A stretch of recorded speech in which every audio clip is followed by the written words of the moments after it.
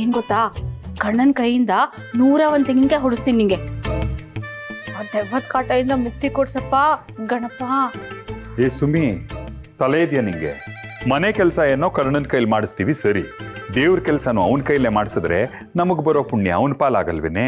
ಅದಕ್ಕೆ ಅವನು ಉದ್ಧಾರ ಆಗ್ತಿರೋದು ಮುಂಕೆ. ಮಾ ಮಾ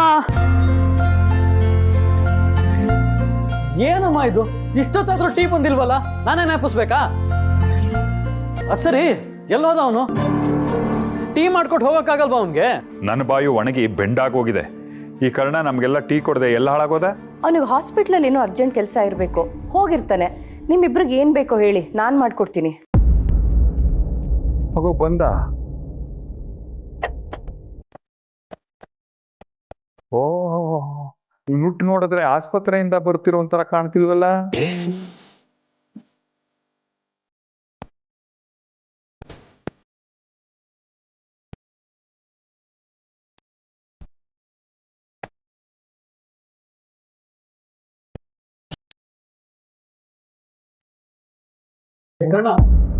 ಎಲ್ಲಿ ಹಾಳಾಗಿ ಹೋಗಿದ್ದೆ? ಒಂದ್ ಟೀ ಮಾಡ್ಕೊಟ್ಟು ಹೋಗಕ್ಕಾಗಲ್ವಾ?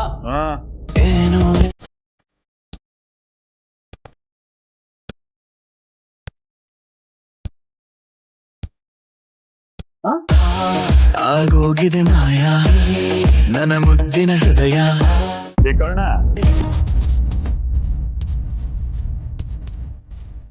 ನಿನ್ನ ಮೈ ಮಂತು ನೆಟ್ಟಗಿದ್ಯಾ?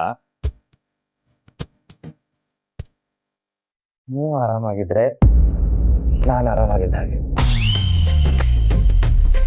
ಚಿಕ್ಕಪ್ಪ,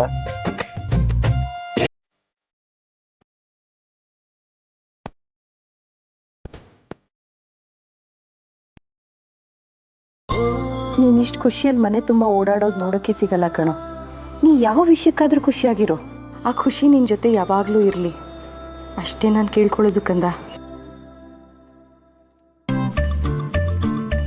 ನಾನು ಹೇಳಿಲ್ವಾ ಅಕ್ಕಯ್ಯ? ಹೇಳ್ದೆ ತಾನೆ ಈ ಮನೇಲಿ ದೆವ್ವ ಇದೆ ಅಂತ.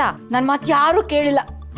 ಇವಾಗ ನೋಡಿ, ಅವನ್ ಆಡ್ತಿರೋದ್ ನೋಡ್ತಿದ್ರೆ ಕನ್ಫರ್ಮ್ ಆಯ್ತು ತಾನೆ ದೆವ್ವ ಇದೆ ಅಂತ. ಇರ್ಬೋದು, ಹೆಣ್ಣು ದೆವ್ವನೇ ಇರ್ಬೇಕು. ಹೌದೌದು, ಒಂದ್ ನಿಮಿಷ ಇರಿ.